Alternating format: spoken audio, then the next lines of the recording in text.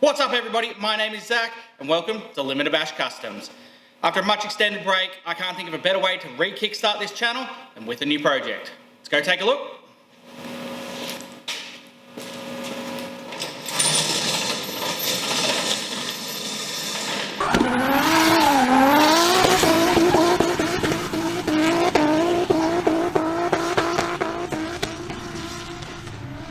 So this here is my 2013 Toyota Hilux that I recently picked up at auction with 146,000 Ks on it. It did come with a number of accessories, although most of them I have removed just because they were poor quality products or poor quality installation. What we did keep was the pull bar and the winch. Otherwise, all that has been done is I've installed a UHF antenna and a phone booster antenna, but I haven't installed the products themselves, it's just the antennas at the moment. So I think it's safe to say that this here is probably the least modified Toyota Hilux in Australia, and it is time to change that. We're kicking it off with dual battery system, which is what we're doing today. We'll also be following up with driving lights, UHF, and the phone booster, all finishing their installation. And then we have a lot more to go. This is a long-term project. There's going to be suspension. We're doing a canopy, whole setup on the rear, window tint, I can't even remember. There's a massive list that I've got set out and that is likely to expand as we get into it. But that's enough me talking crap. Let's have a look at this dual battery setup and how we go about installing it into the vehicle. So for our dual battery system, we're going with the ARB battery box and mounting bracket, and we'll be using the Red Arc BCDC 1225 charger. These are not the cheapest products on the market, but they are high quality. I've been fitting them for a long time, so I know how they work, they fit well. And the Red Arc guys are brilliant when it comes to troubleshooting or problems. I've spoken to them numerous times when I've had issues with any of their products. So let's go and fit it to the vehicle. So the first thing we do before any major installation or electrical work is disconnect our battery.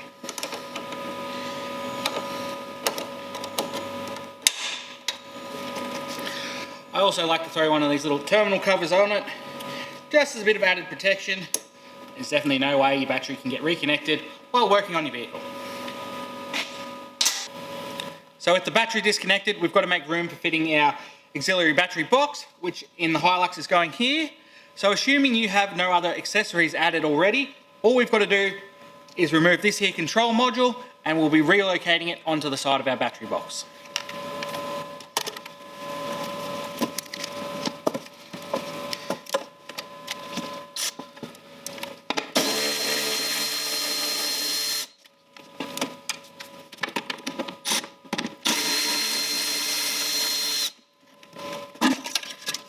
Our module is now out of the way, so our battery box should fit in spot. So we'll test fit that first before we go any further.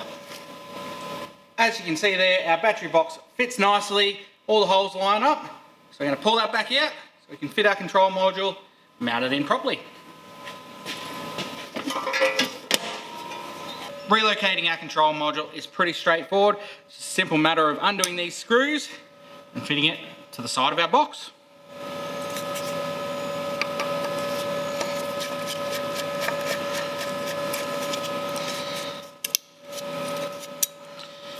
Okay, so that there bracket we don't really need anymore. Do with it what you will. So I take our module, line it up with the holes on the box. There's two different lots of holes depending on the year of your Hilux. Then using the old screws,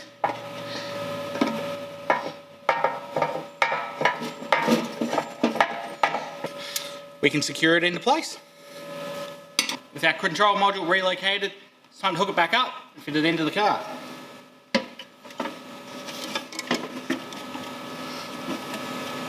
So battery box in there, it's time to install the bolts.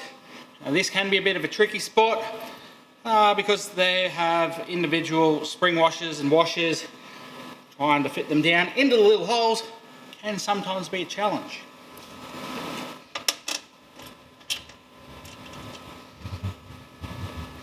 At the moment we're just installing everything loosely until we've got it all in, and then we'll go around and tighten them all up properly. So I've got our tray in and the bolts in.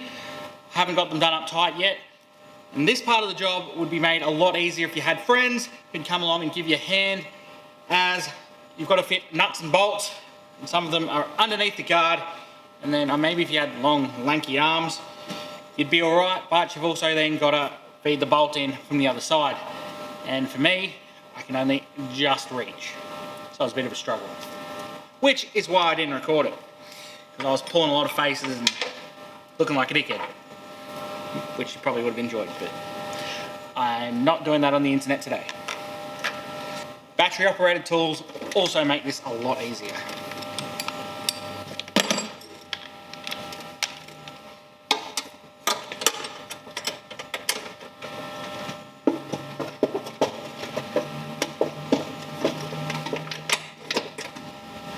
When you can find the spots.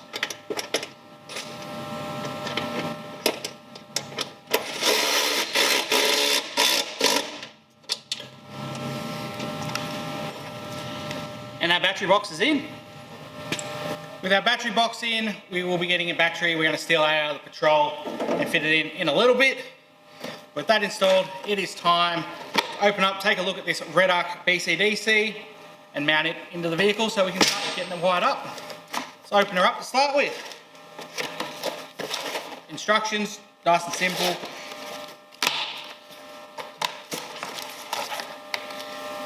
Our BCDC charger. Some much more in-depth instructions, sticker, and a bit of fitting kit. We've got our BCDC bracket that came with our Red Arc battery box. Nice and simple. Just going to take this, mount it to this, and it goes into there. So I've gone ahead and removed the grill. This isn't actually part of the steps for installing your BCDC charger. I've just done that to open it up, make it much easier for me to film exactly what's going on. So we've got our BCDC charger mounted to our bracket. We're now going to go ahead and remove these bolts.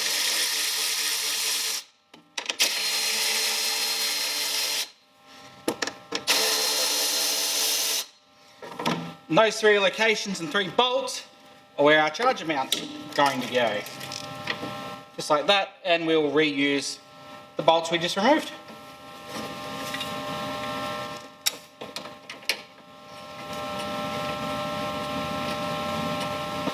And there we have it, our BCDC charger is mounted in our vehicle. All that's left to do now is the hard part, and that is wiring it up. So I did a little off-camera work, mainly in the form of working out where we're running the wires and the lengths required, also where we're mounting fuse holders, and then went ahead and put it all in this here sleeving. So it wasn't very exciting, which is why I didn't actually record any of it. But now it is time to put this in and start hooking things up. So we're another step closer towards having our dual battery system. And that there should hopefully be the last time we're pulling the BCDC charger out and the bracket. So with that all mounted up, what we're going to do is run our 2 main power cables. So this one here is going to our primary battery, or our start battery. You've got this one here, which will run through to our auxiliary battery. That'll be both powers done. So it's time to run our wires. So what we're going to do is loosely run them first, making sure that we get them on the right side of all the other components in here. And then what we'll do is we'll go back and, starting at this end, start securing the wire to the existing looms and putting it exactly where we want it so it's held nicely in place. And while doing this, I'm also going to be securing our UHF lead, which is sitting in here loosely.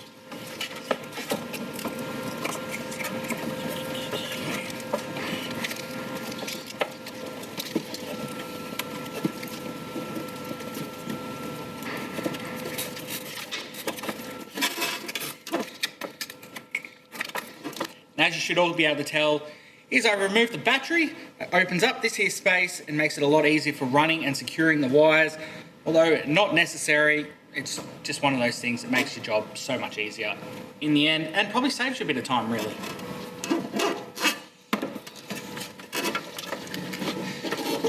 Around there like so. grab some cable ties, start securing that in place.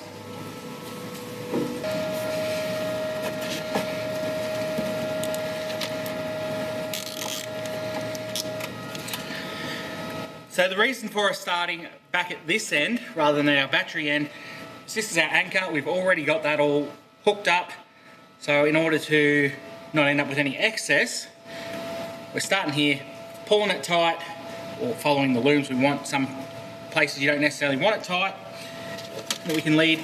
And if we do have any excess, it's on this end over here and we're able to trim that off before hooking it up. And as you can see here, we've got this little bit of excess cable, which is why we started at that end. So if we'd started up this end and cable tied backwards, we would have had this much extra we would have to deal with.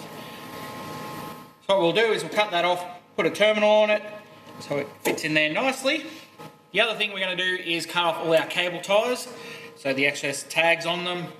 To do that, you could use your side cutters, or better yet, get a pair of these flush cutters, so they've got a nice flat edge, which means you can get up real close to the cable tie, cut it off, and there's no tag on there at all.